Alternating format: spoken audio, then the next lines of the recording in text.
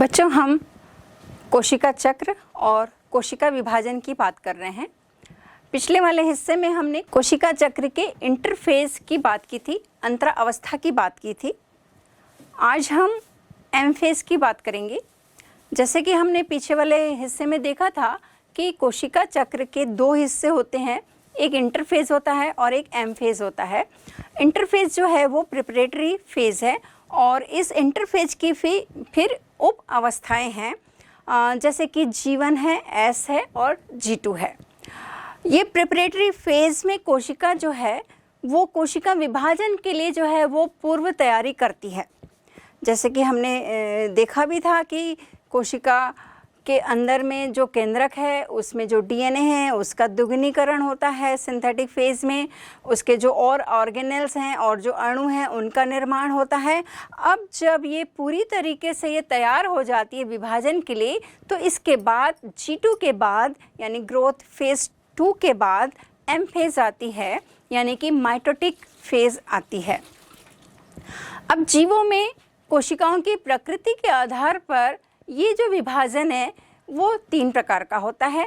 जैसे पहला जो है असूत्री विभाजन है, जिसे एमाइटोटिक डिवीज़न भी कहते हैं। दूसरा है समसूत्री यानी माइटोसिस सेल डिवीज़न कहते हैं। और तीसरा जो है अर्धसूत्री है, या इसे मेयोटिक सेल डिवीज़न या इसे रिडक्शन सेल डिवीज़न भी कहते हैं। तो चलिए अब पहले हम असूत्री विभाजन की बात करते हैं, यानी एमाइटोसिस सेल डिवीजन किस तरीके से होता है उसकी बात करते हैं।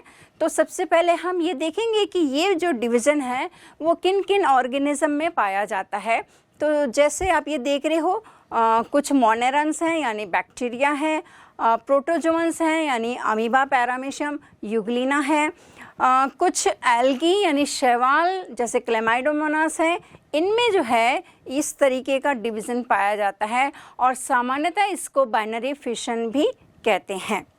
बाइनरी फिशन जो है आपने अमीबा में पहले की क्लासेस में पढ़ा भी होगा, लेकिन फिर भी आज हम इसको फिर से देखते हैं कि ये डिवीज़न जो है किस तरीके से होता है, क्योंकि हम अभी जो है कोशिका विभाजन की बात कर रहे हैं। तो दरअसल ये जो कोशिका जो विभाजन है, जो असूत्री विभाजन है, जिसमें सूत्रों का विभाजन यानी कहना चाहिए कि सूत्र माने कि गुणसूत्र का विभाजन जो है वो होता है। असल में इसमें होता क्या है, इसमें सबसे पहले जो है कोशिका का आकार आयतन बड़ा होता है और फिर इसमें केंद्रक जो है, आप ये जैसे पिक्चर में भी देख रहे हो, केंद्रक जो है वो डम्बेल शेप का होता है, यानी वो लंबा होता जाता है। और फिर एक स्थान पर ऐसा आता है कि ये जो केंद्रक है वो 2 भागों में बढ़ जाता है। इसके बाद जब ये केंद्रक 2 भागों में बढ़ गया, इसके बाद जो इसका कोशिका द्रव्य है उसके बीच में जो है वो खांच बनने लगती है, आप जैसे देख रहे हो, और खांच धीरे धीरे गहरी होती जाती है और इस तरीके से ये 2 कोशिकाएं बन जाती हैं, 2 डॉटर सेल्स बन जाती हैं। तो इसमें यदि देखा जाए तो सबसे पहले कि इसमें स्पिंडल फाइबर्स नहीं बनते हैं, और स्पिंडल फाइबर्स की बात हम आगे करेंगे कि माइटोसिस और मियोसिस डिवीज़न में जो बनते हैं वो इसमें नहीं बनते हैं। और इसको जो है रैमेक ने सबसे पहले देखा था, इसको डायरेक्ट डिवीज़न भी कहते हैं। तो ये हो गया पहले प्रकार का सेल डिवीज़न, असूत्री विभाजन। अब दूसरा हम देखेंगे समसूत्री विभाजन यानी mitosis cell division. Mitosis cell division को जो है एम फेज कहते हैं और इसको माइटोटिक सेल डिवीज़न भी कहते हैं और इसको पीरियड ऑफ सेल डिवीज़न भी कहते हैं। अब इसमें जो है वो सेल साइकिल का सबसे कम समय लगता है, जो कि 5 से 10% है, आप जैसे देख रहे हो। और आप याद करेंगे पिछले वाले हिस्से में भी हमने बात की थी कि एम फेज में सबसे कम समय लगता है। अगर हम ह्यूमन बीइंग की बात करें तो वो जो समय है केवल 1 घंटा है। जैसे पूरा सेल साइकिल जो है वो 24 घंटे में पूरा होता है, यानी सेल जो है डिवाइड होने में उसको कितना समय लगता है, 24 घंटे लगते हैं। तो 23 घंटे जो है वो उसकी प्रिपरेटरी फेज में लगता है यानी इंटरफेज में लगता है, और केवल 1 घंटा लगता है कि वो कोशिका विभाजित हो जाती है। तो ये समसूत्री विभाजन में यानी एम फेज में जो है वो सबसे कम समय लगता है। और अब इसके इतिहास की बात करें तो सबसे पहले जो है इसको वॉल्टर फ्लेमिंग ने यानी कि डब्ल्यू फ्लेमिंग ने इसको एक रेप्टाइल यानी सरीसृप जिसको ट्राइट्रियोरस मैकुलस कहते हैं उसमें सबसे पहले देखा था, और उसमें उपस्थित सूत्रों के आधार पर उन्होंने इसका नाम माइटोसिस रखा था। माइटोस का मतलब होता है थ्रेड, और उन्होंने ये भी देखा था कि उसमें जो सूत्र है यानी जो धागे हैं पूरी लंबाई में 2 भागों में विभाजित हो जाते हैं, और 2 जो सेल यानी जो 2 कोशिकाएं बट रही हैं उनमें ये बराबर भागों में विभाजित हो जाते हैं। तो उस आधार पर उन्होंने इसका नाम जो है वो माइटोसिस रखा था। जैसे कि हमने पहले भी बात की थी कि जो कोशिका विभाजन है वो जीवों के वृद्धि के लिए भी आवश्यक है, और कहीं पर हमने देखा कि प्रजनन का भी तरीका यही है। जैसे अभी हमने असूत्री विभाजन की बात की थी, अमीबा पैरामीशियम या यूग्लिना कह लें या बैक्टीरिया कह लें या क्लेमाइडोमोनास की बात कर लें जिसमें असूत्री विभाजन हो रहा है, तो इनमें जो है वो प्रजनन का तरीका हो रहा है। लेकिन और जीवों में क्या होता है यानी मल्टीसेलुलर ऑर्गेनिज्म में क्या हो रहा है, ये कोशिका ये जो विभाजन है वो जीवों की वृद्धि और विकास के लिए आवश्यक है। तो इसमें हम समसूत्री विभाजन में हम बात करेंगे कि ये किस तरीके से वृद्धि और विकास में ये आवश्यक होता है। अब इस एम फेज में यानी कि माइटोसिस सेल डिवीजन में जो है 2 उप अवस्थाएँ हैं, जैसे आप ये देख रहे हो, एक कैरियोकाइनेसिस है और दूसरा है साइटोकाइनेसिस। तो कैरियोकाइनेसिस जो है कैरियन का मतलब होता है न्यूक्लियस यानी केंद्रक, और काइनेसिस का मतलब होता है डिवीज़न यानी विभाजन। तो सीधा इसके नाम में यदि हम गौर करें तो कैरियोकाइनेसिस का मतलब है कि केंद्रक का विभाजन। तो आप जो है बायोलॉजी के स्टूडेंट हो तो इसकी जो शब्दावलियाँ हैं इनमें जो नाम है इसके आधार पर भी आप इसको बहुत बेहतर तरीके से समझ सकते हैं और आगे इसकी व्याख्या कर सकते हैं। तो पहला हुआ ये कैरियोकाइनेसिस, और दूसरा जो है वो साइटोकाइनेसिस है। तो साइटोन का भी मतलब क्या होता है, कोशिका द्रव्य। अब इसमें क्या होगा, काइनेसिस का मतलब हमें पहले ही पता है कि डिवीज़न विभाजन होता है, तो साइटोकाइनेसिस का मतलब है कि कोशिका द्रव्य का विभाजन होगा। तो इसमें सबसे पहले जो है कैरियोकाइनेसिस होगा यानी कि केंद्रक का विभाजन होगा, और इसके बाद जो है साइटोकाइनेसिस होगा यानी कि साइटोप्लाज्म का विभाजन होगा, कोशिका बॉडी यानी सेल बॉडी का विभाजन होगा, और फिर कोशिका जो है वो 2 भागों में यानी 2 डॉटर सेल्स में बट जाएंगी। तो इस तरीके से ये 2 इसके उप अवस्थाएँ हैं। अब पहले हम केंद्रक के विभाजन की बात करेंगे यानी कैरियोकाइनेसिस की बात करेंगे। तो कैरियोकाइनेसिस में यानी केंद्रक के विभाजन में जो है वो 4 उप अवस्थाएँ आ रही हैं। वो कौन कौन सी हैं? पहली है पूर्वावस्था जिसको प्रोफेज भी कहते हैं, दूसरी है मध्यावस्था जिसको मेटाफेज भी कहते हैं, और तीसरी है पश्चावस्था जो एनाफेज कहलाती है, और चौथी है अंत्यावस्था जिसको कि टीलोफेज कहते हैं। अब इन चारों अवस्थाओं में किस तरीके से केंद्रक का विभाजन होगा उसको हम ध्यान से देखेंगे।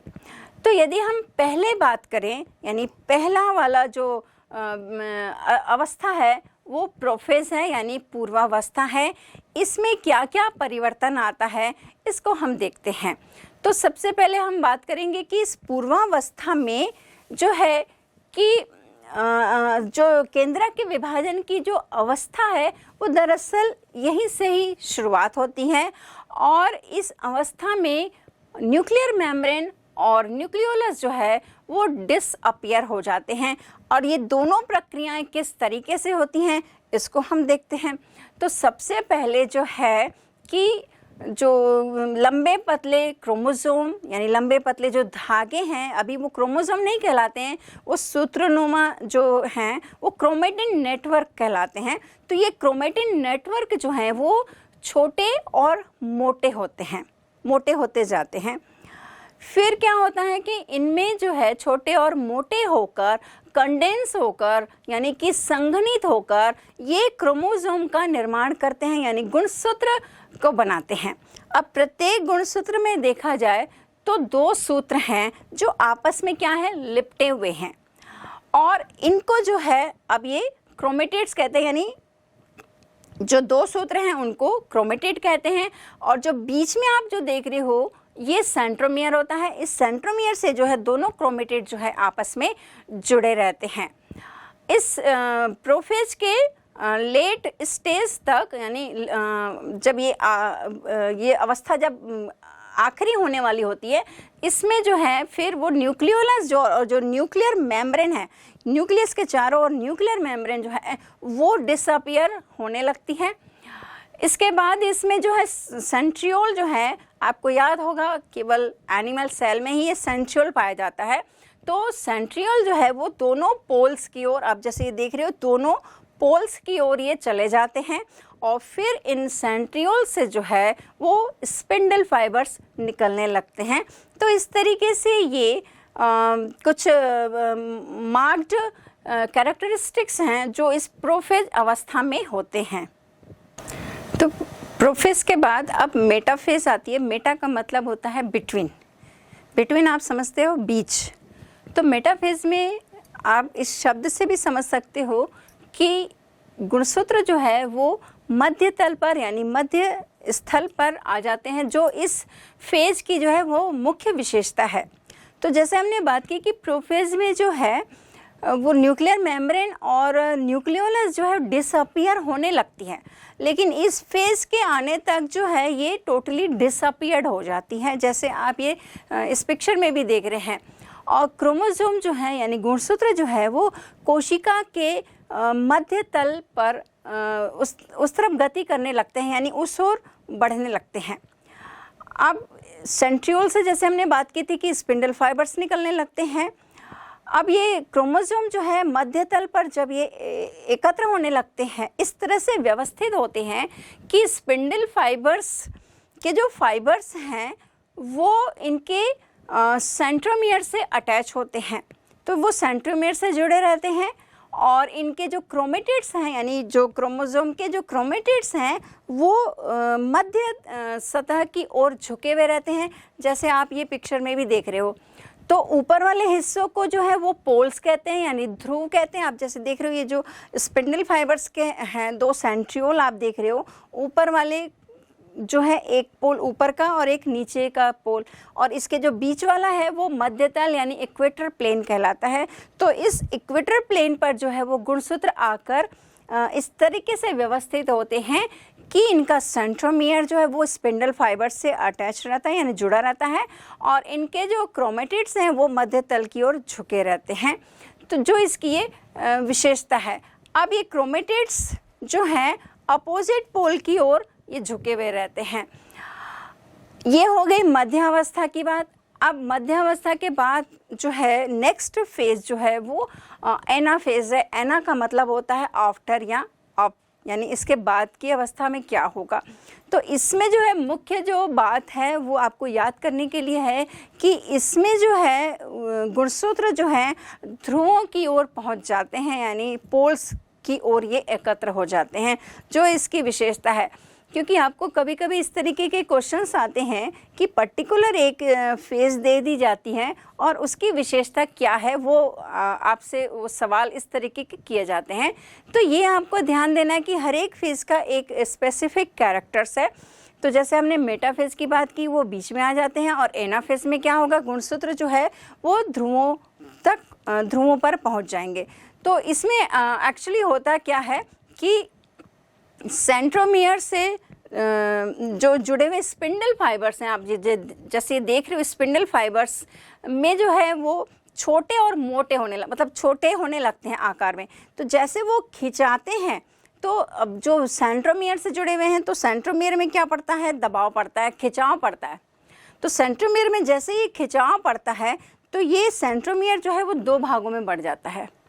हम कैसे देख रहे हैं इसको, गुणसूत्र जो है, गुणसूत्र में बीच में सेंट्रोमियर है, सेंट्रोमियर से स्पिंडल फाइबर्स जुड़े हुए हैं, तंतु जुड़े हुए हैं। तो तंतु क्या हो रहे हैं, खिंचा रहे हैं। खिंचाने से क्या होगा कि सेंट्रोमियर जो है वो दो भागों में बढ़ जाएगा। अब ये जो है इसके सिस्टर क्रोमेटिड जो हैं वो अलग हो गए। तो जिस तरीके से ये अलग होते हैं और फिर क्या करते हैं, जैसे खिंचाव ऊपर बढ़ने लगता है, ये जो गुणसूत्र है वो ध्रुवों की ओर गति करने लगते हैं। तो इस तरीके से ये धीरे धीरे अपने ध्रुवों की ओर पहुंच जाते हैं। आप देख रहे हो, ये इस एनिमेशन में देख रहे हो, ये नीचे की तरफ जा रहे हैं और ये ऊपर की तरफ जा रहे हैं। तो इस तरीके से ये ध्रुवों पर पहुंच जाते हैं और फिर धीरे धीरे जो है स्पिंडल फाइबर्स जो हैं वो समाप्त होने लगते हैं, यानी खत्म होने लगते हैं। और फिर जब ये गति कर रहे हैं तब ये देखेंगे आपकी अलग अलग शेप साइज के दिखाई दे रहे हैं। कहीं पर ये एल या यू या वी या जे या आई आकार के ये दिखाई दे रहे हैं। तो इस तरीके से ये गुणसूत्र जो है कहाँ पर इकट्ठे हो गए, ध्रुवों पर जाकर जो है ये एकत्र हो जाते हैं। अब हम एनाफेज के बाद नेक्स्ट फेज यानी टीलोफेज की बात करेंगे। टीलो का मतलब होता है एंड, यानी ये अंतिम अवस्था है, अंतिम फेज है। तो इसमें क्या होता है, जैसे हमने एनाफेज में बात की, गुणसूत्रों पर गुणसूत्र जो है वो ध्रुवों पर पहुंच गए, स्पिंडल फाइबर्स पूर्णतया जो है वो लुप्त हो जाते हैं। अब इस फेज में मुख्यतः जो है गुणसूत्र के चारों तरफ जो है वो न्यूक्लियर मेम्ब्रेन यानी केंद्रक झिल्ली जो है उसका निर्माण होने लगता है। और फिर इसके अंदर में न्यूक्लियोलस का भी निर्माण हो जाता है, जो इस फेज की मुख्य विशेषता है। यानी कि गुणसूत्र जो है ध्रुवों पर पहुंच गए, इनके चारों ओर न्यूक्लियर मेम्ब्रेन बन गई और न्यूक्लियोलस भी बन गया। तो इस तरीके से ये एक कोशिका के अंदर आप देख रहे हो दो केंद्रक बन गए हैं और केंद्रक के चारों ओर क्या है, केंद्रक झिल्ली है। और इसके अंदर जो आपको ये क्रोमोसोम दिखाई दे रहे हैं, अब फिर से इस अवस्था में आने पर क्रोमोसोम जो हमने पहले मेटाफेज में देखा था, जो छोटे और मोटे कंडेंस और स्पष्ट रूप से दिखाई दे रहे थे, अब इस अवस्था में फिर से वापस डीएनए में जो प्रोटीन होता है उसका जल अपघटन होता है, जिसके कारण से वापस फिर ये तंतुनुमा या धागेनुमा संरचना में बदल जाते हैं। और इनको फिर यहाँ पर जो है वो फिर से क्रोमेटिन नेटवर्क बना लेते हैं या क्रोमेटिन धागे जो है इनको कहते हैं। तो इस तरीके से इस अवस्था में यानी टीलोफेज में आप देख रहे हो एक कोशिका के अंदर दो केंद्रक बन गए, जो इसकी विशेषता है। अब इसके बाद क्या होता है कि केंद्रक का विभाजन हो गया, यानी केंद्रक दो केंद्रक बना लिया, दो न्यूक्लियाई बना लिया। अच्छा, और एक और महत्वपूर्ण बात ध्यान देने वाली क्या है कि इसमें जो क्रोमोसोम की नंबर की जो संख्या है, जैसे एक पेरेंट सेल में मान लो कि 46 क्रोमोसोम हैं, जैसे हम लोग ह्यूमन बीइंग में हमारी कोशिका में एक कोशिका में 46 क्रोमोसोम होते हैं। तो जब ये डिवाइड हो रही है यानी जब दो केंद्रक बन रहे हैं तो दोनों केंद्रक में गुणसूत्रों की संख्या जो है वो समान होगी, अपने पेरेंट सेल के समान होगी। तो जब ये केंद्रक का विभाजन हो गया, इसके बाद जो है दूसरा यानी कि साइटोप्लाज्म का विभाजन आता है, यानी कि कोशिका द्रव्य का विभाजन आएगा, ताकि ये कोशिका जो है पूरी तरीके से दो भागों में बढ़ जाए। तो उसको अब हम देखेंगे साइटोकाइनेसिस किस तरीके से होगा। तो ये एनिमल सेल और प्लांट सेल में जो है वो अलग अलग मेथड से होता है। इसको भी समझने की ज़रूरत है कि ये दो मेथड जो हैं वो क्या क्या हैं। तो जैसे कि यदि हम एनिमल सेल में बात करें, ये एनिमल सेल में हम एक एग्जाम्पल लेके बात करते हैं कि किस तरीके से इसमें ये विभाजन हो रहा है। तो जब ये केंद्रक का विभाजन हो जाता है तो साइटोकाइनेसिस यानी साइटोप्लाज्म के विभाजन में क्या होता है, चूँकि इसके चारों ओर क्या होती है, प्लाज्मा झिल्ली होती है। आप जानते हो कोशिका झिल्ली जो है वो लचीली होती है। तो लचीली होने के कारण इनके बीच से एक खाँच बनना यानी खाँच फरो बनना चालू होती है, जैसे आप ये देख रहे हो, और इसको जो है क्लीवेज मेथड कहते हैं। तो ये जो खाँच है धीरे धीरे क्या होती है, गहरी होती जाती है और गहरी होती जाती है, और फिर जब ये पूरी हो जाती है तो फिर कोशिका जो है वो दो भागों में बढ़ जाती है, दो डॉटर सेल्स में बढ़ गई, दोनों में केंद्रक हैं। आप जैसे ये देख रहे हो, तो ये एनिमल सेल में इस तरीके से होता है। लेकिन प्लांट्स में किस तरीके से होता है, क्योंकि प्लांट्स में आप जानते हो क्या होती है, सेल वॉल होती है। जो सेल वॉल जो है वो मोटी, थिक, रिजिड और डेड पार्टिकल्स की बनी होती है। तो इसमें खाँच के जरिए जो है विभाजन होना जो है वो इम्पॉसिबल है। मतलब इस तरीके से इसमें नहीं हो सकता।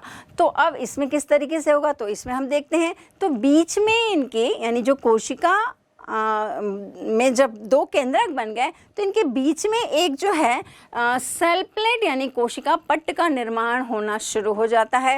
ये कोशिका पट्ट बीच से चालू होता है और धीरे धीरे वो परिधि की ओर बढ़ता है। जैसे जैसे परिधि की ओर बढ़ता है किनारों तक पहुंचता है और तब फिर ये एक कोशिका से जो है वो दो कोशिकाएं बन जाती हैं। दरअसल इस सेल प्लेट का निर्माण जो है वो गोल्जी बॉडी के वेसाइकल्स और एंडोप्लाज्मिक की जो कुछ झिल्लियां हैं उनके ज़रिए ये सेल प्लेट का निर्माण होना शुरू हो जाता है। इस तरीके से ओवरऑल यदि हम देखें तो पहले क्या होगा, केंद्रक का विभाजन होगा, इसके बाद फिर साइटोप्लाज्म का विभाजन होगा यानी कोशिका की जो बॉडी है सेल बॉडी है उसका विभाजन होगा। और इस तरीके से एक कोशिका दो डॉटर सेल्स यानी दो पुत्री कोशिकाएं बनाती हैं। और यहाँ एक और महत्वपूर्ण बात ध्यान देने की है, इसमें जो है क्रोमोसोम की जो संख्या है वो क्या रहेगी, अपने पेरेंट सेल के बराबर होगी। बच्चों, अब हम समसूत्री विभाजन की विशेषता को जानेंगे और फिर इसके महत्व को भी जानना जरूरी है। तो सबसे पहले हम बात करते हैं कि ये जो विभाजन है यानी समसूत्री विभाजन जो है वो सोमेटिक सेल्स में होता है यानी कायिक कोशिकाओं में होता है और जिसे दैहिक कोशिकाएं भी कहते हैं। अभी आपको ये भी जानना जरूरी है कि ये दैहिक कोशिकाएं या सोमेटिक सेल्स किसे कहते हैं। तो हमारे शरीर में जो रिप्रोडक्टिव ऑर्गन्स हैं यानी जनन अंगों को यदि छोड़ दिया जाए तो उसके अलावा बाकी जो भी हमारे शरीर के अंग हैं और जो कोशिकाओं से मिलकर बने हुए हैं वो सोमेटिक सेल्स हैं।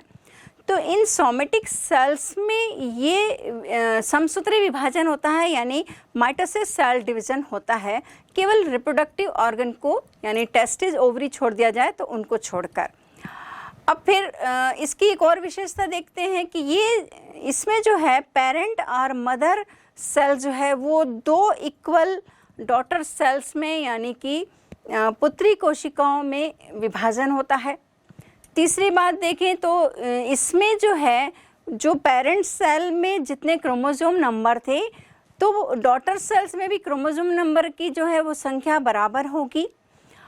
और नेक्स्ट यदि हम इसको देखें तो इसमें जो अनुवांशिक समानता है यानी चूंकि एक जो कोशिका है उसी के ही गुणसूत्र विभाजित होकर दो डॉटर सेल्स में बढ़ रहे हैं तो उनमें जो अनुवांशिक जो विशिष्टता है यानी जो जेनेटिकली जो कंपोजिशन है यानी जो जिस तरीके से गुणसूत्र जो जीन से जो बने हुए हैं वो आइडेंटिकली यानी जेनेटिकली क्या होंगे, वो समान होंगे। तो ये आनुवंशिक रूप से अपने हूबहू अपने पेरेंट सेल के बराबर होती है। फिर इसमें जो है जेनेटिक जीन एक्सचेंज जो है यानी क्रॉसिंग ओवर जो है वो नहीं होता है।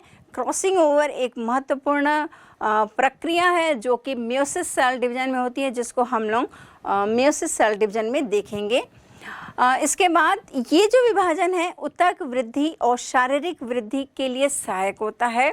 जैसे हमने पहले वाले हिस्से में हमने कुछ एग्जाम्पल्स के जरिए भी बात की थी कि जैसे एक आपने बीज बोया है तो वो धीरे धीरे क्या हो रहा है, बड़ा हो रहा है और एक छोटा सा बीज जो है वृक्ष का रूप ले लेता है।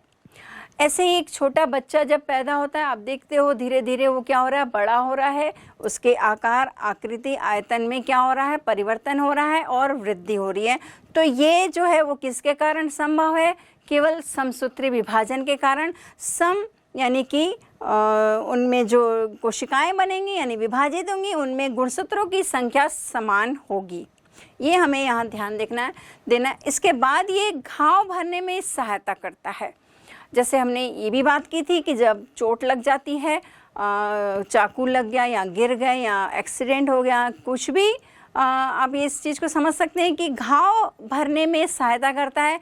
यानी जो चोट लग गई है उसमें जो उसकी जो पूर्ति करनी है, क्षतिपूर्ति जो करनी है वो इस विभाजन के जरिए ही हो सकती है। और फिर आनुवंशिक शुद्धता जो है इसके जरिए वो बनी रहती है। जैसे हमने देखा था कुछ जीवों में ये जो है प्रजनन का तरीका भी है।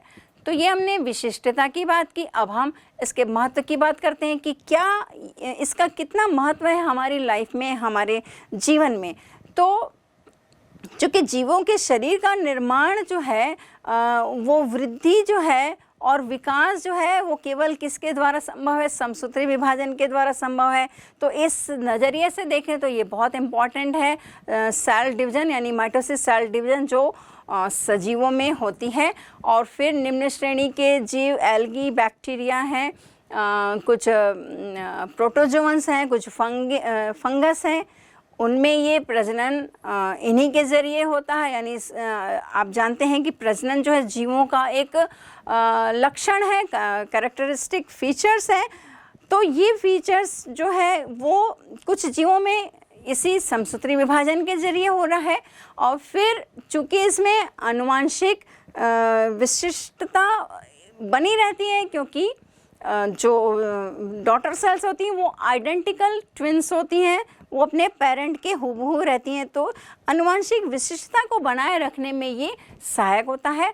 फिर और हम इसमें देखें तो ये गुणसूत्रों की संख्या के संतुलन में भी सहायक है। जैसे हमने बात की थी कि गुणसूत्रों की संख्या जो है वो डॉटर सेल्स में वो समान होगी, तो इस तरीके से ये इसमें सहायक होता है। और फिर केंद्रक कोशिका द्रव्य संतुलन में भी ये बनाए रखता है। अब ये बात करते हैं कि घाव जब हो रहा है तो मृत कोशिकाएं हैं, उनका रिप्लेसमेंट जो है यानी उनकी जगह जो है नई कोशिकाएं लेंगी, पर वो नई कोशिकाएं बनेंगी कैसे? तो इस समसूत्री विभाजन के जरिए ही नई कोशिकाएं बनती हैं। फिर कुछ ऐसी कोशिकाएं भी हैं जिनका एक निश्चित समय अंतराल होता है, जैसे कि आरबीसी है। आप जानते हो आरबीसी का जो जीवन काल है वो 120 दिन का होता है, और डब्ल्यूबीसी का जो है वो 13 से 20 दिन का होता है। तो इनका भी स्थान लेने के लिए यानी नई कोशिकाएं जो हैं वो इसी समसूत्री विभाजन के जरिए ही नई कोशिकाएं जो हैं वो बनती रहती हैं। फिर एक और बात हम करते हैं कि आपने कैंसर का नाम सुना होगा। तो कैंसर में भी एक्चुअली जो हो रहा है यानी आपने देखा होगा कि गांठ बन जाती है, या सुना होगा कैंसर में गांठ बन जाती है। तो वो गांठ जो है वो क्या है? वो समसूत्री विभाजन का ही प्रतिफलन है। यानी वहाँ की कोशिकाएं जो है अनियंत्रित ढंग से क्या करती हैं? विभाजन करती हैं। जैसे अभी हम ये देख रहे हैं कि ये जो डिवीज़न हो रहा है यानी समसूत्री विभाजन जो हो रहा है एक कंट्रोल्ड वे में होता है। जैसे अभी हमने बात की कि घाव भरने में भी सहायक है।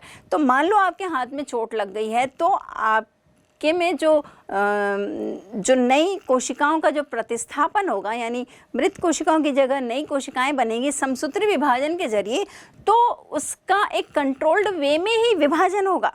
आपने कभी भी ऐसा नहीं देखा होगा कि मान लो आपको यहाँ चोट लगी तो इसके ऊपर में भी आउटग्रोथ आ जाए, या फिर इसके ऊपर भी सेल का निर्माण हो जाए, कोशिका का विभाजन हो। तो एक कंट्रोल्ड वे में होता है। लेकिन जब ये कंट्रोल ख़त्म हो जाता है यानी कि ये जब अनियंत्रित ढंग से ये विभाजन करने लगती हैं, तब ये गांठ बन जाती है, और फिर ये कैंसर जो बीमारी है वो इसी के ज़रिए ही होती है। तो इस तरीके से बच्चों हमने समसूत्री विभाजन किस तरीके से होता है उसको देखा, इसके विशिष्टताओं को देखा और इसके महत्व को देखा।